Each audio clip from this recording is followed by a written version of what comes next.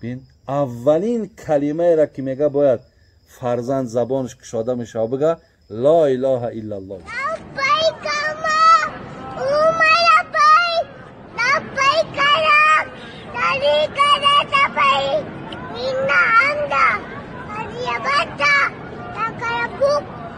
اولین کلمه، زیرا میگه به شرافت این کلمه این فرزند آینده های نیک پیدا خیلی دور کنن، همون فرزند میکشتن که مقصد مرا قوتم به تامینات این نمیرسه.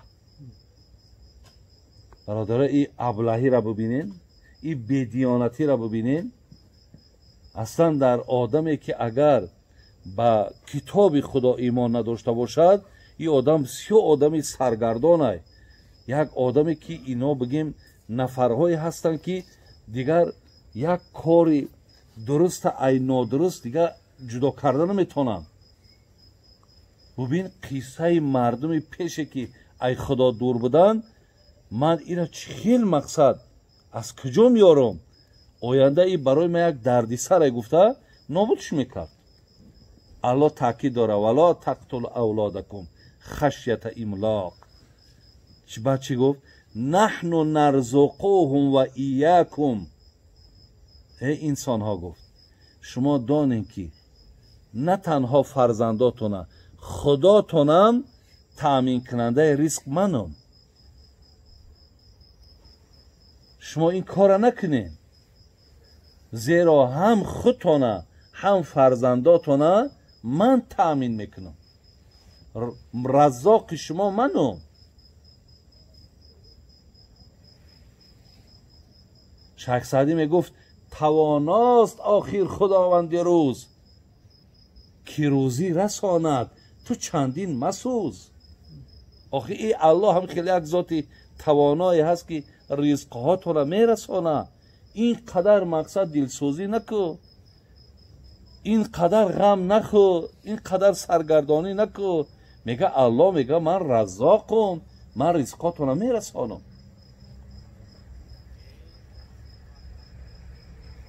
شیخ سعدی میگه غم روزی مخور، مزن اوراق دفتر را که پیش از طفل ایزید پر کند پیستان مادر را. بیدل میگفت رزق را روزی رسان پر میدهد، بی مگس هرگز نماند عنکبوت. خداوند رزق با پر میته میگه. همون عنکبوت بی تارتنک بی همون بخک در خانه کرده، همین پشه خودش پریده میروه و میخرش و ایلا قوت پشه را قپیده نداره، خودش پریده میروه. الله چی گفت؟ گفت که من رزق خودت و فرزندت من تأمین میکنم. ای ابله اینا به قتل نرسان. نحن نرزقهم و ایاکم. بعد دوام آیه گفت این قتلهم کان خطئا کبیرا.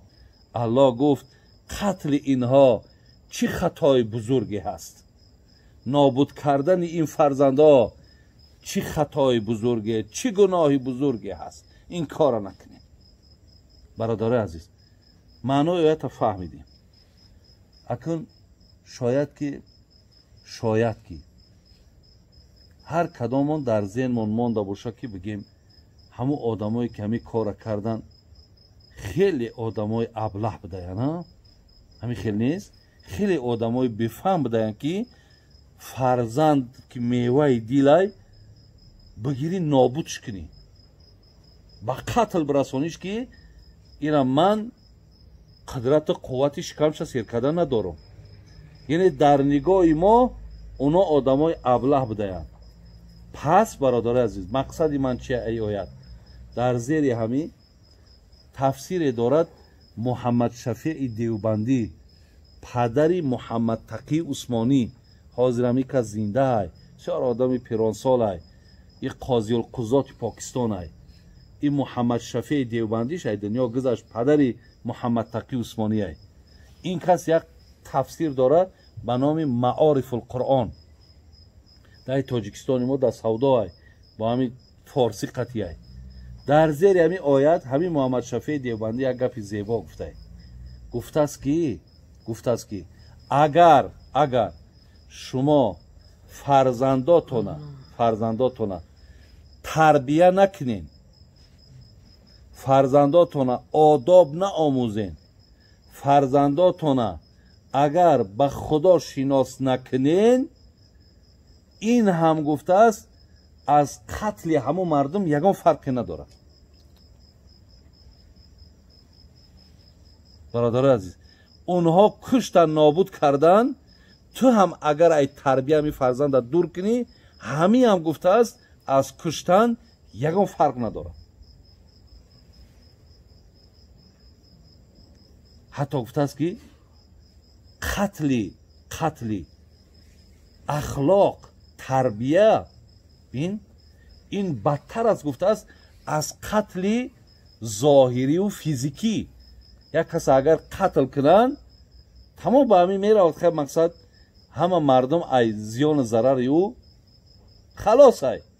لیکن یک فرزندی که با اخلاقی، با رفتاری بد، با عملهای زیشتش وقتی به وایه میرسه، شما میدونید که این یک دیار آتش میزنه. همین دورای جنگ دا ندیدیم در هر منطقه هر یک نفرهایی بود که گفتی همه اصطلاحهای تاجیکای خودمان همون نوک اتومات چون خون میریخت.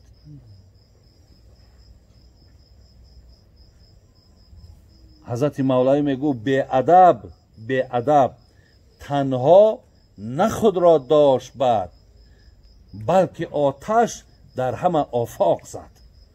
او تنها خودش اذیت نمیکشه به ادبیش، همه ما در آزار اذیت اویه. برای همین سخن محمد شفیع دیوبندی برادرای عزیز بسیار یک معنای بلندی دارد. فرزندا را دور کردن ای تربیه عیناً به قتل رسانیدن بوده. خدا رحمت کنه شیخ سعدی را میگفت زنان باردار ای مرد هوشیار، اگر نزد ولادت مار زایند. یعنی سبزی کارده بگیم آوازه شد که یک زنک یا مار تولد کای، فرزند نه یا مار تولد کای. شیخ سعدی چی میگه؟ میگه زنان باردار ای مرد هوشیار، اگر نزد ولادت مار زایند، از آن بهتر به نزدیک خیرتمند که فرزندان ناهموار زایند. نزد ما دا میگه همون مار بهتره، ای او فرزند ناهمواری که ای به دنیا میاره مار بهتره. مار خوبیش در همیه که از زهرت میزنه مردی هم ایمان میبری کو. لیکن قطعی ای خیل آدم بدبخت وقتی که تو یک جا میشه ببین هم جانت میروه هم به ایمان میره. برای همین تربیه برادر عزیز برای فرزندا بسیار مهمه، به نهایت مهمه.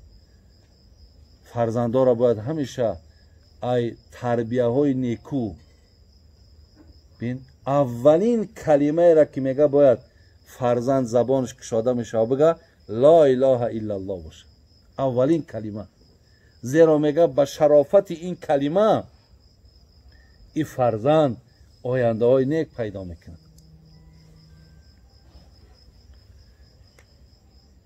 شیخ سعدی میگو خر به سیع آدمی نخواهد شد. همین خره گرچه در پای منبر باشد، میگه یک پایه منبر ده، منبری که خطیب میشینه، هزارها خطیب بیار اگر موعظش کنن خر آدم نمیشود.